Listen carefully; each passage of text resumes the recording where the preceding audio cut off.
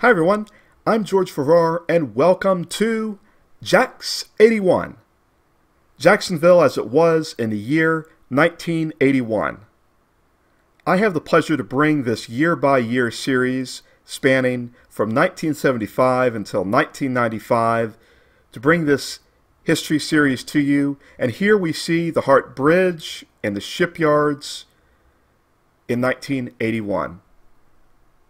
So we have a lot to talk about. Here is JIA, Jacksonville International Airport, back in 1981. So as we fly through the year 1981, I'm going to tell you what's ahead. I'm going to talk with you about a big concert. I'm going to talk about growing up in Arlington. I'm going to talk with you about the politics of 1981 and a couple special moments. So get ready, because I have a lot to show you and bring you today. As January 1981 arrived, people were getting ready to have a new president of the United States, Ronald Reagan.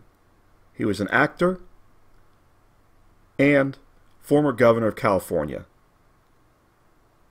Later on in 1981, in March 1981, he would be shot at, but he would survive. On January 20th, 1981, after he was sworn in as president, the country of Iran released 52 of our hostages that had been captured in the United States Embassy in Tehran in November 1979. They had been held for 444 days. As a 6-year-old kid living in Arlington, living in Jacksonville, this was the first national news story I remember. I remember the yellow ribbons. I remember the concern people had and everyone wanting to see the hostages coming back home. President Jimmy Carter worked tirelessly to get them released, working with the government of Iran. There were a lot of complications, there were a lot of issues, the Middle East being, of course, what it was then, and of course, even today, what it is now. So, it was an interesting time. It was something I remember seeing on television. And I would have an opportunity from time to time to talk with my school bus driver, Miss Goodwin, bus 186. And in March 1981, a letter was written, well, more accurately, it was typed. Here it is.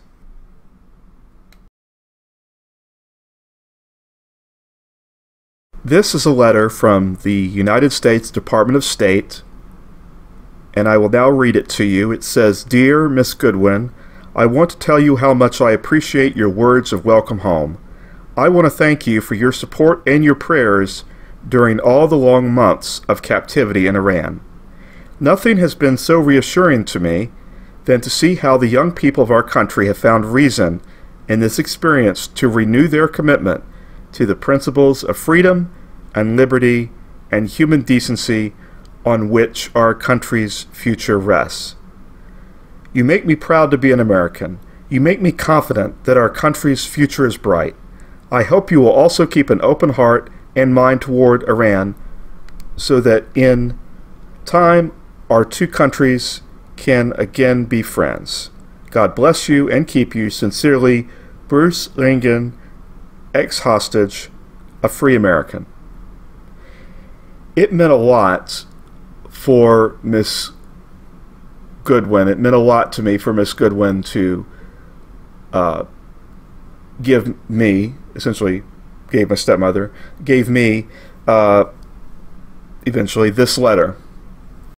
Here we see the hostages arriving in the United States at Andrews Air Force Base.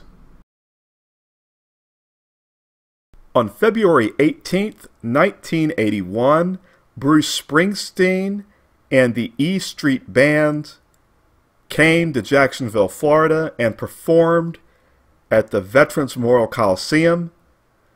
Bruce Springsteen is a musical legend. Later on, I would become a fan. At age 6, I didn't have a chance to go to the concert. I didn't get to go. But it was an amazing day for another reason, though. And it would bring about a very big change in my life. Because, also, on February 18th, 1981, also in Jacksonville, Florida, my family would grow by one. My half-brother was born, Terry John Wayne Farrar. I would, in the early years, know him as TJ, later on, John, and he would have a great role in my life growing up. And so this was a big thing for me growing up in Arlington. Here I am, my rambunctious 6-year-old self, with TJ and my stepmother Pat. We might as well meet the Farrars of 1981. My dad, Terry, was at Channel 4, WJXT, working as a broadcast engineer. My stepmother, he had married her in 1978. She had been a school teacher and with the Duval County school system. And then she, when I came along, when the marriage happened, she stayed at home and raised me. So we have a new addition to the family. We have TJ, and so things are going to be happening down the road, and I'll be filling you in. There's a lot that's going to be happening. All this was happening. My mother had remarried, and I was still doing visits with her, and I'll talk more about that with you in JAX 82. Here we see my stepmother, TJ, and me in front of the house on Morgana Road in Arlington.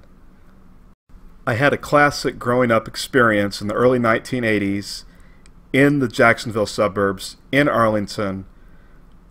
I will be sharing these experiences with you not only in this episode but also in JAX 82 and JAX 83.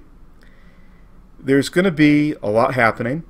We'll now flash back to the old WJXT TV4 call sign back from the early 1980s. And here I am, front row, center, with my Snoopy shirt, and having a great time in the library of Arlington Heights Elementary School. Went there from 1981 until 1983. First grade and second grade. This is first grade. Here is the Regency Square Library. Now this shows it in the year 1973. Okay, this is not a 1981 picture. This is from 1973. But the library, I do remember it somewhat like this. In the early 1980s, in Arlington, not far from Regency Square Mall, got some of my earliest library books from this library. Now it's time to go back to the early 1960s. Here we see a view of downtown Jacksonville, the St. Johns River. We see the Sears Roebuck and Company had constructed a Sears store right there out on the riverbank on the north bank. In the distance, we see the Hotel Mayflower, which has since been demolished. We see the Hotel George Washington, we see the Hotel Seminole, and we see the Sears in 1972. So we see downtown, we see what we used to know as the Charter Building, now the JEA headquarters in the distance, had the rotating restaurant. The Hotel Mayflower to the left would be demolished, I believe, in 1978. We see the Ed Ball Building. We see further to the right, that would have been the American Heritage Life Building to the right, now known as the Lynch Building, now known as the 11 East Building. Now here we see the Civic Auditorium, now known as the Times Union Center for the Performing Arts. We see the Sears. This is in 1981, okay? We see the Federal Building. We see the Atlantic Bank Building, okay? And we see the construction of what would become the Southern Bell Building, now known as the TIAA Bank Center. Okay, this is 1981 Jacksonville. A new skyscraper coming, and a change, though. A change is coming because the downtown Sears store is going to close for good. Meanwhile, to the east in Arlington, off the Arlington Expressway and Atlantic Boulevard, the Regency Square Mall was thriving. It had opened in 1967. It was a big mall for its time. It was one of the most profitable malls in the late 1970s, early 1980s, and it was going to get even more profitable with the opening in March 1981 of the expansion, which would include a new Sears store, and they relocated Ivy's.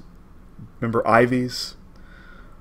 There were 90 stores and restaurants that opened in that new wing. So this is a picture of the new Regency Square Mall, essentially, in November of 1981. Notice to the distance, you see the round Regency Square Theater, the Twin Theater. Originally it was a one theater, and then it became a twin theater. And I know I saw a couple movies in that theater. I remember as a kid walking the new expansion, and it was quite a considerable increase in walking. I'll have more to bring you about Regency Square Mall and JAX 82. Let's now take a look at the Jacksonville political scene in 1981. Here we have Mayor Jake Godbold, okay, Mayor of Jacksonville, a Democrat, Mayor of Jacksonville during this time. He had a lot going on all at once, and so from time to time on this year-by-year series of Jacksonville history, I want to take a look at the Jacksonville political scene and the issues and the times by taking a look at editorial cartoons by Ed Gamble with the Florida Times-Union. I remember seeing these editorial cartoons because my grandfather, back in the early 1980s, was always reading the Florida Times-Union, the newspaper. He lived off of Black Creek in Clay County, and I would visit, and that's where I really began to see some of the different things that were going on in politics, the newspaper. And so here we have, looks like Mayor Godbold as a trying to coerce the dogs here, the City Council and the JEA, Jackson Electric Authority, to jump here. It says here he's saying, "This is the last time I'm going to tell you. Get up there and jump." You know, it's kind of interesting because I know that we have had, just in the year 2018, have had a lot of controversy with the possible sale of the JEA and how that had been pulled back from happening, at least right now. But JEA was very much a hot topic even in 1981. Power bills were extraordinarily high, in the mid-1970s, people in Jacksonville got very outraged about it. So there was a lot that was going on involving the Electric Authority, and here you can see it says here, he was despondent over the electric bills, and today we got the new tax assessment. And you have the police officer trying to bring the homeowner down from the top of his house. And notice the TV antennas, okay, back then. You know, so, wow. So this was kind of the times that people were living in. A lot of high cost when it came to electricity, but there was also a smell problem, an odor problem.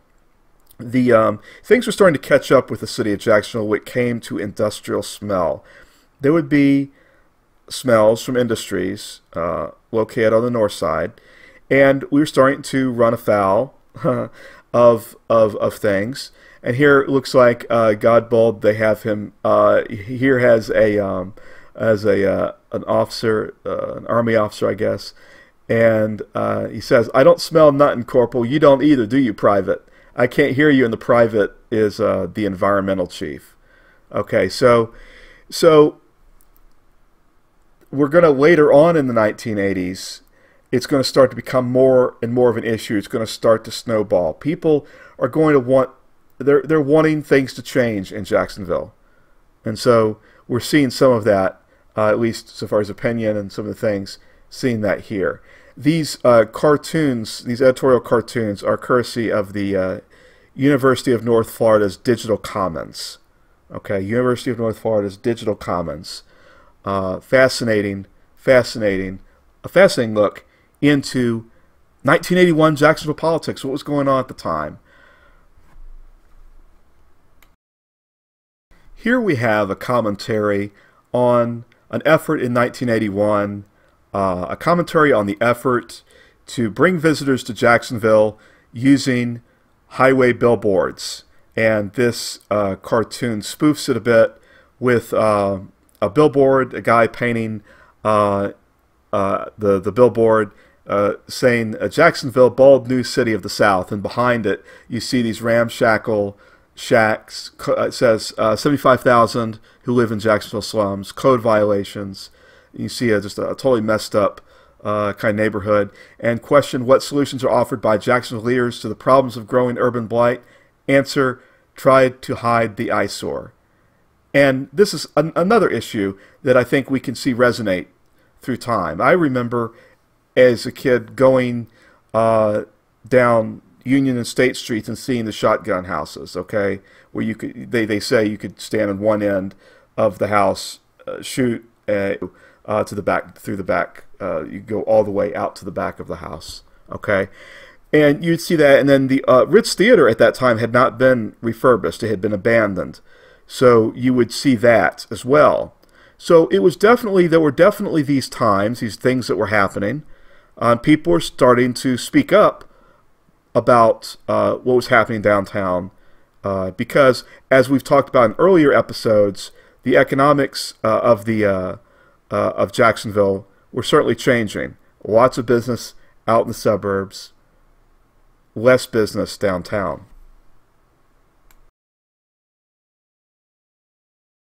In 1981, you could catch the Jacksonville Suns at Wolfson Park. I remember in the early 1980s going to Wolfson Park with my stepmother and enjoying. It was a somewhat warm, humid evening, so that was a unique time, a special time to enjoy. The Jacksonville T-Men played soccer, so there was a lot of different things going on. We had high hopes, I think, for the T-Men and for soccer, just like we're still trying to figure out how to get an NFL team. So at that time, soccer would have to do, and you can see where Godbold and the council, you see back and forth on where are they going to go when it comes to sports. So, okay. Now here is a picture of me in the sanctuary of the Community of Christ Church on Tracy Road in Arlington. Back then it was known as RLDS, the Reorganized Church of Jesus Christ of Latter-day Saints. Here I'm being prayed over by the elders. Pastor Jack Crabtree, who would ultimately baptize me later on in the early 1980s, is standing at the pulpit. And of course we see, to the right, we see my father and my stepmother. These were critical years for me. There were some big challenges that were going to be coming at me very quickly in the year 1982, and I'll be talking with you, of course, about that on our next show.